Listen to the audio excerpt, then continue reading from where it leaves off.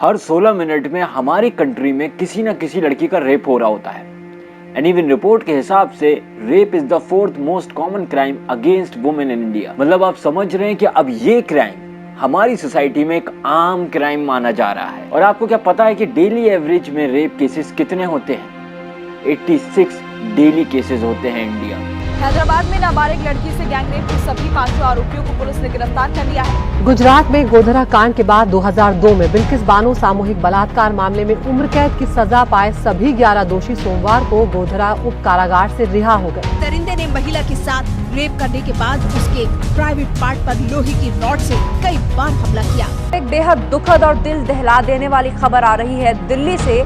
दिल्ली में 4 साल की बच्ची का बलात्कार हुआ है। उधर हैदराबाद में एक नाबालिग से गैंगरेप के मामले में पुलिस ने अब तक एक बालिग आरोपी को गिरफ्तार किया है। पर एक टेम्पो के अंदर एक 32 साल की महिला के साथ बलात्कार किया गया है। इसके बाद दरिंदों ने महिला के प्राइवेट पार्ट में रॉड से हमला किया।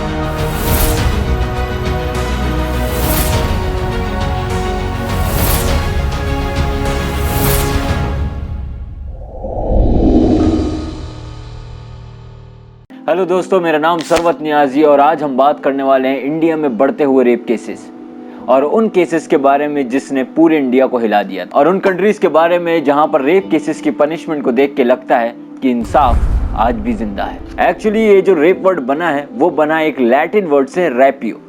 उसका मतलब होता है टेक अवे, मतलब ले लेना। हमारी कंट्री में औरत को मातृ देवो भव कहा जाता है, मतलब औरत पूजने लायक है, औरत की पूजा करना चाहिए। लेकिन जिस तरीके से इंडिया में रेप केसेस बढ़ रहे हैं उससे लगता है कि ये एक बहुत बड़ा झूठ है। और आपको मालूम है रेप होने की वजह एक ये भी है कि जहां हमारी सोसाइटी में इस चीज को लेकर डर और प्रोटेक्टिव होना चाहिए वहां हम इसको बहुत ही नॉर्मल लेने लगे हैं। क्योंकि हमारे आसपास ही ऐसी बहुत सारी चीजें हो रही होती हैं जहां पर लोग सेक्सुअली हैरेस कर रहे होते हैं, मॉलेस्ट कर रहे होते हैं और ये सारी चीजें खुलेआम ज्यादा होती हैं। क्योंकि खुलेआम रेप तो कोई कर नहीं सकता, लेकिन जो पोटेंशियल रेपर होता है वो इन सब चीजों का सहारा लेता है। बैड टच करना, ईव टीजिंग करना, पॉर्न दिखाना, गलत इशारे करना, गलत भाषा बोलना, और जब इनको कोई रोकने वाला नहीं होता तब ये जाके रेप जैसा क्राइम करते हैं। एक बहुत इंपॉर्टेंट बात बताता चलूं, स्पेशली टीनेजर्स और यूथ के लिए। अगर आप एक रिलेशनशिप में है और फिजिकली रिलेशनशिप में है और अगर लड़का ये वादा करता है कि वो आपके साथ शादी करेगा और आगे चल के वो उस वादे पे नहीं रहता है तो लड़की अंडर सेक्शन 375 उस पे केस कर सकती है और लड़का जा सकता है जेल। तो छोटी मोटी हवस के चक्कर में पूरी जिंदगी जेल में काटना पड़ेगी। ध्यान से। अब सवाल ये होता है, क्या इंडिया में वुमेन सेफ है? ऐसा कोई दिन नहीं होता जब इंडिया में किसी लड़की का रेप नहीं हो रहा हो। और नेशनल क्राइम ब्यूरो की रिपोर्ट के हिसाब से 2018 में 33,356 रेप केसेस सामने आए थे। अब ऐसे माहौल में कैसे कोई वुमेन सेफ हो सकती है? लेकिन रीजन क्या है इतने रेप केसेस के? देखिए, सबसे बड़ा रीजन ये है कि हमारे इंडिया में फीमेल ऑफिसर्स बहुत कम है और अगर किसी भी लड़की का रेप होता है तो उसे मेल ऑफिसर को ही रिपोर्ट लिखवानी होती है। आपको पता है हमारे इंडिया की कैपिटल सिटी दिल्ली में सिर्फ 7% फीमेल ऑफिसर्स हैं और बहुत सारे केसेस में जुडिशरी का बहुत बड़ा रोल प्ले होता है। बहुत ज्यादा फ्लेक्सिबल हो जाना, इतने लंबे वक्त तक एक ही केस चलाना, उस एक केस के चक्कर में उसी बीच में 1000 केस सामने आ जाते हैं। अब बात कर लेते हैं उन केसेस के बारे में जिससे पूरा का पूरा इंडिया हिल गया था। बट एक बात बताता चलूं, ये वो केसेस हैं जो रजिस्टर्ड हैं और ये वो भी केसेस हैं जिसके लिए आपने और मैंने रोड पे स्टैंड लिया था। ऐसे बहुत सारे केसेस हैं जिसमें किसी ने कोई स्टैंड नहीं लिया। 2012 में Delhi rape case, Nirbhaya case, इस केस के बारे में आप सब जानते होंगे।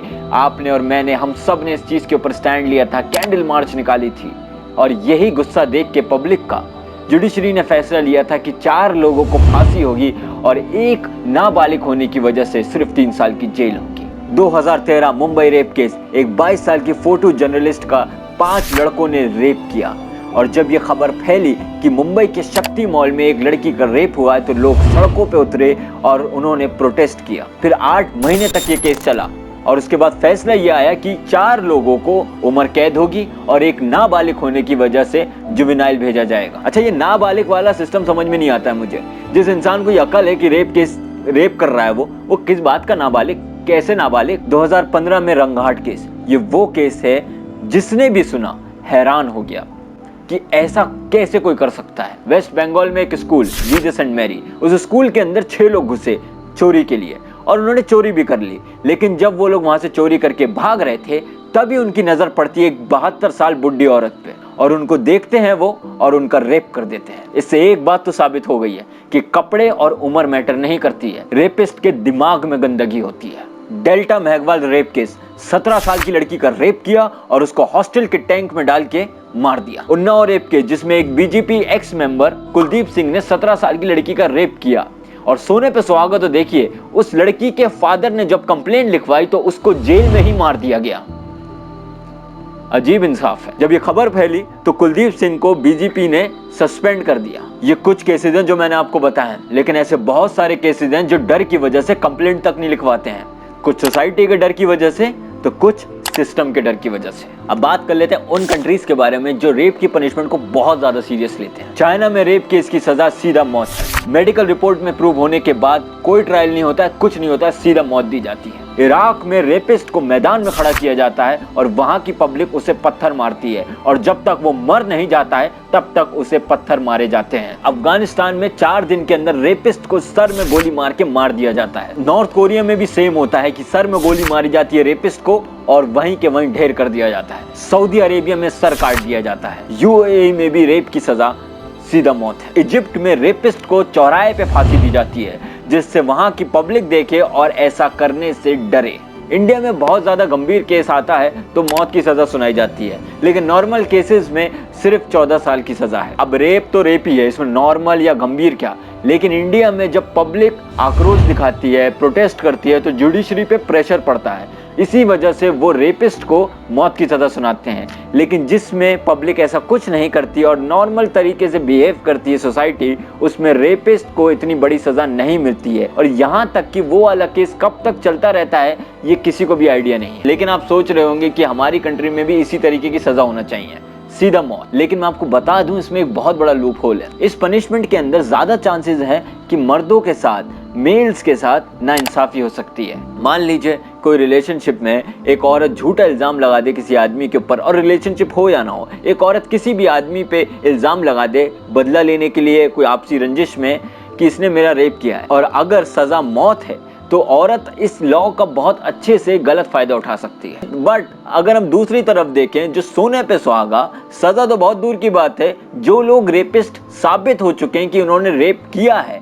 अभी हाल ही में 11 रेपिस्ट को रिहा कर दिया गया और ये वो रेपिस्ट हैं जिन्होंने 2002 के गुजरात दंगों में बिल्किस बानो नाम औरत का रेप किया था। तो सिर्फ रिहाई नहीं किया गया, जैसे ही जेल से ये बाहर आए तो इनका हार और मालाओं से स्वागत किया जा रहा है। और फिर हम बात करते हैं वुमेन पावरमेंट की, फिर हम बात करते हैं वुमेन एम्पावरमेंट की, फिर हम बात करते हैं कि हम औरतों को उनका हक देंगे, फिर हम बात करते हैं कि वो धर्म जो है वो औरतों को हक नहीं देता है, वो धर्म जो है वो औरतों को हक नहीं देता है, फिर हम इस तरीके की बातें करते हैं। आप भी बताइए मुझे कि जो लोग रेपिस्ट साबित हो चुके हैं उनको रिहा करके साबित क्या करना चाह रहे हैं? क्या ये इनविटेशन है कि आप और लोगों का रेप करें? और फिर हमारे इंडिया का pledge, India is my country and all Indians are my brother and sister.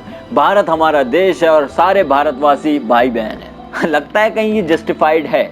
अगर लगता है आपको तो बेहतर। सो आई होप गाइज आपने कुछ ना कुछ इस वीडियो से जरूर सीखा होगा और आपको एक प्रॉपर जानकारी जरूर मिली होगी। और मैं रिक्वेस्ट करूंगा सबसे, जो भी मुझे सुन रहा है इस वक्त और देख रहा है, कि हम अपने घर को लेके तो प्रोटेक्टिव हैं, हम अपने फैमिली मेंबर्स को लेके तो प्रोटेक्टिव हैं, लेकिन हमें अपनी सराउंडिंग्स को लेके भी प्रोटेक्टिव होना होगा। क्योंकि जैसे कि मैंने आपको बताया कि रेपिस्ट की गंदी इंटेंशंस को बढ़ावा हमारी सोसाइटी भी दे देती है। तो अगर आप देखें कि आपकी सराउंडिंग में कोई किसी को हैरिस कर रहा है, मॉलेस्ट कर रहा है, तो प्लीज टेक अ स्टैंड। क्योंकि फिर हम ही लोग हैं जो स्टैंड नहीं लेते हैं और फिर बाद में जाते हैं कैंडल मार्च लेके। और कमेंट करके जरूर बताइएगा कि आपका क्या सोचना है इस मुद्दे पे। आप क्या सोचते हैं कि इस मुद्दे का, रेप का क्या सोल्यूशन हो सकता है आपके हिसाब से? और अगर आपको किसी भी चीज़ पे रिव्यू कराना है तो आप इंस्टाग्राम पे जाके मुझे DM कर सकते हैं।